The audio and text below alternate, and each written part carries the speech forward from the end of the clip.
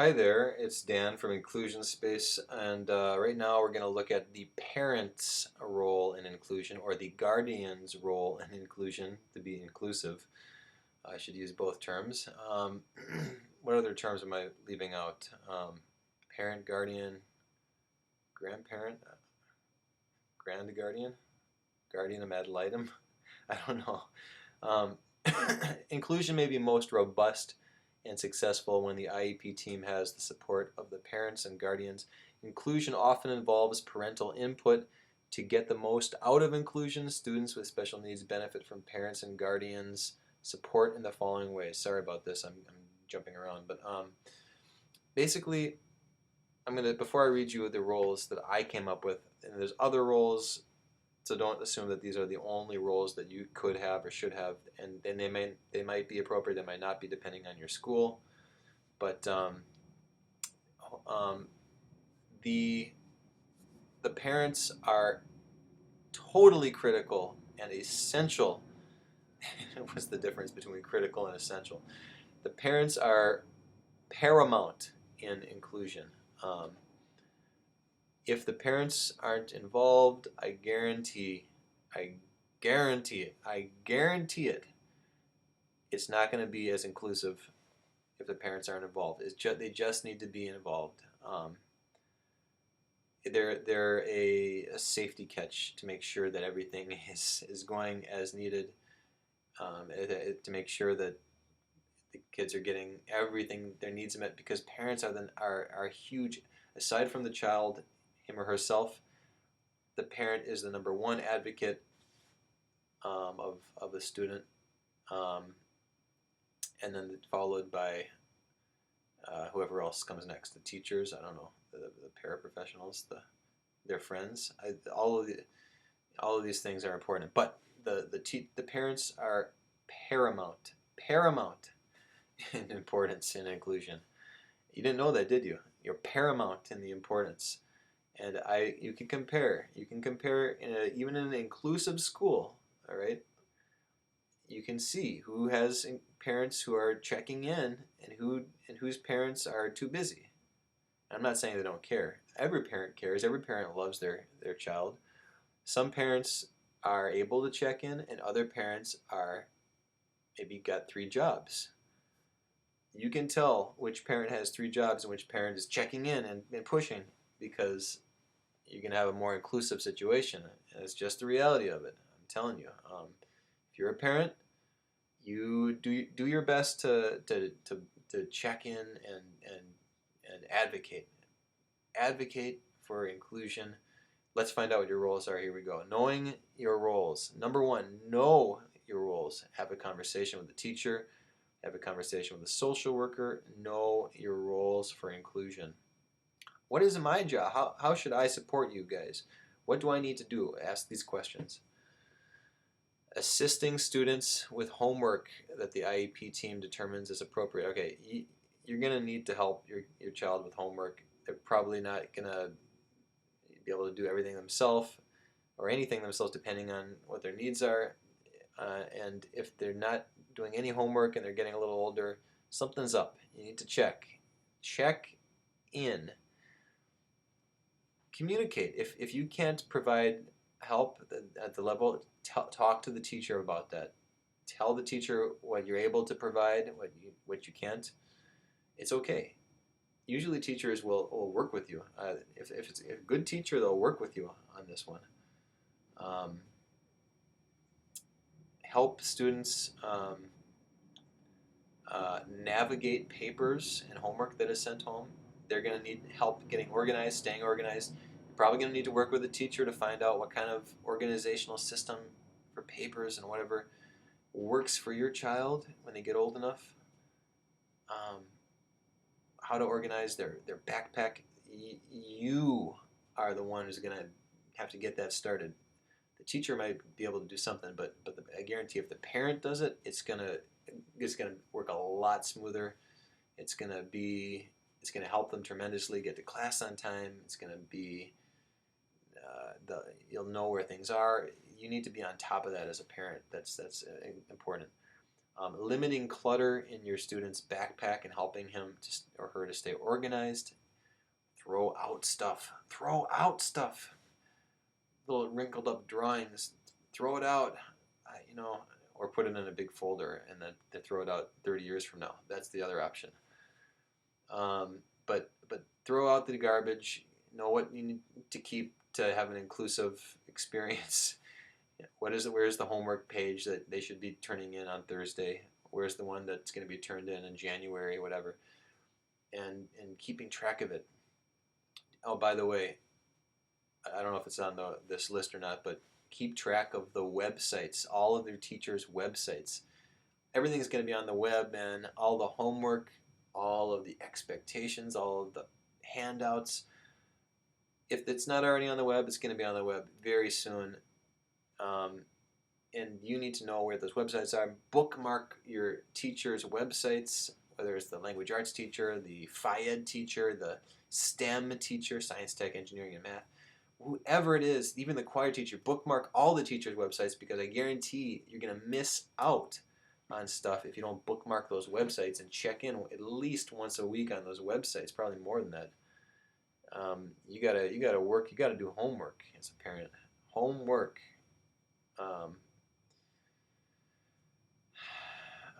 Okay, huge here. Making connections with families in the general education program. Enormously important and hard if you're shy, if you're an introvert, but it will pay off. Make connections with families in the general education program and working with the school staff to identify potential friendships and peer networking options.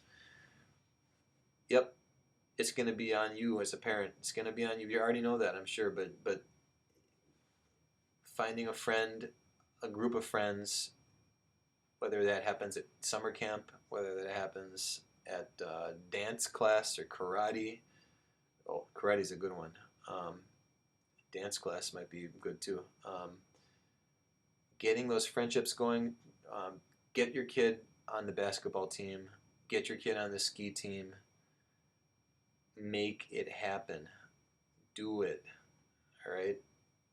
Those experiences bring kids together. It makes friendships happen. It makes inclusion happen. It makes it go so much smoother. I know you're busy.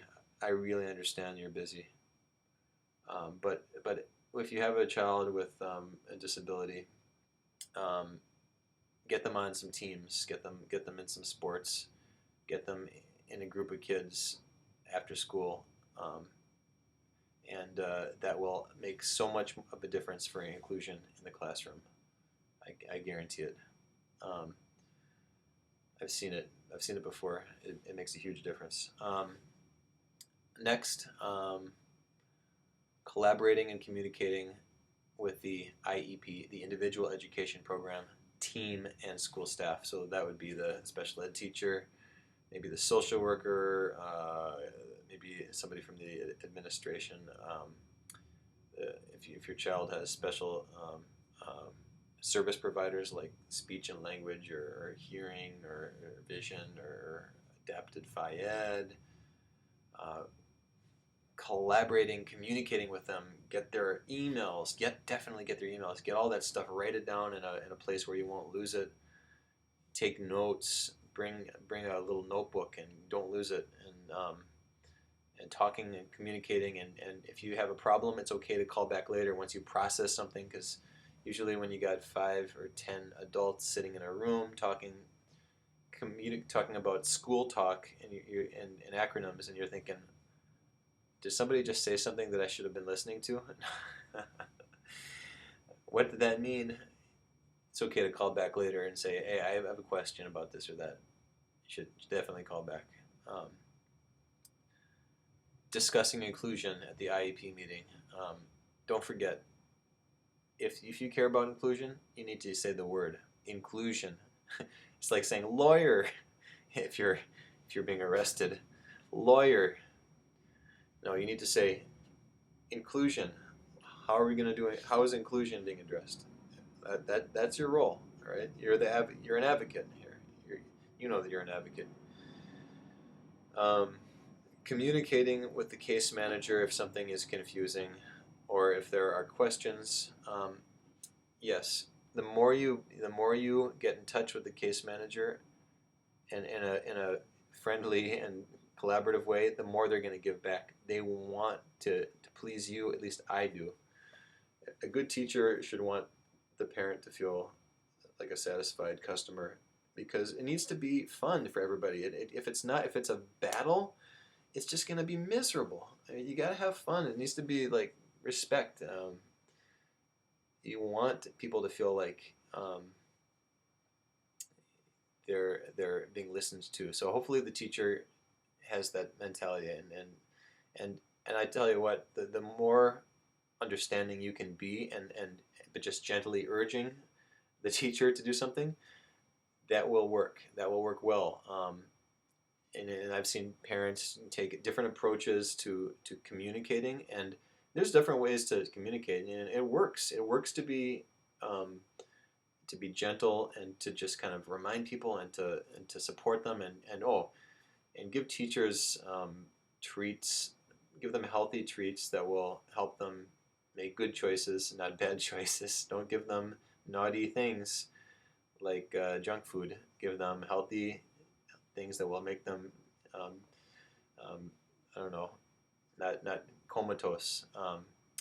But yes, I feel really respected by parents when they little gestures. Not to say that's a bribe, but just shows it's like a peace offering. And then what happens is you feel obligated as a teacher. You feel obligated to to what's the word, to do a really good job. You're going to do a good job with everybody, but you're going to want to really make sure, hey, they gave me that gift certificate, or they did that nice thing for me. They made that book. They gave me that book with a nice card. You're going to want to really go out of your way to be extra patient. Maybe when you're feeling tested, the teacher's gonna go that extra mile. All right. So communicating with the case manager respectfully, uh, and being patient, but being just consistently communicating, and don't fall off the map for a month or two. Check in every so often. It's important. Your role is to participate in parent involvement groups. And you might be thinking, oh God, a parent involvement group. I don't have time for that. I'm not interested in that. Well, okay, maybe not. Maybe it's not your thing. But that is your role as a parent, and as a somebody who cares about the quality of the experience for your child and for other families in the same situation. How can you become an advocate, and find support? There's something called the Special Education Advisory Council. I did a video on that in inclusion space. You could look it up, and and they kind of collaborate with the district, and hopefully drive the help to steer the district in the right direction by providing gentle pressure and communication on what is best practice, what are the goals and wishes of parents in the district who are concerned about issues surrounding special education and inclusion. Um, and Gosh, those are the roles that I came up with. But you know what? You probably have more ideas, and I hope you let me know what they are by putting comments below. Some of these roles might not be appropriate in the school that you find yourself. Others, maybe there's a list 10 times as long as this that we should be adding to this. So I hope you let me know what those roles are. If you like this video, give it a like. If you want more content like this and you haven't done it already, wherever you can hit the find the subscribe button. Subscribe to Inclusion Space. That's my channel. If there's a topic that you'd like me to talk about or investigate, let me know what it is. And I encourage you to, if you're a parent,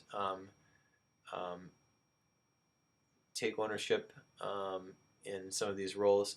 Hey, you know what? If you want to go the extra mile, all right, you don't need to Um, Maybe your child is not in special education. Maybe they're in general education. You have roles too. And I'm going to assume that if you found this resource, you can look at these and figure out which ones of these you could participate in, and that would be incredibly inclusive, and it would make a richer community for your child as well. So I encourage you to do that. And let me know if you have any questions. And until next time, good luck with your endeavors. And it's a work in progress. If you're a parent, you're going to make mistakes. That's okay. And Willie will talk to you very soon. Thanks. Bye bye.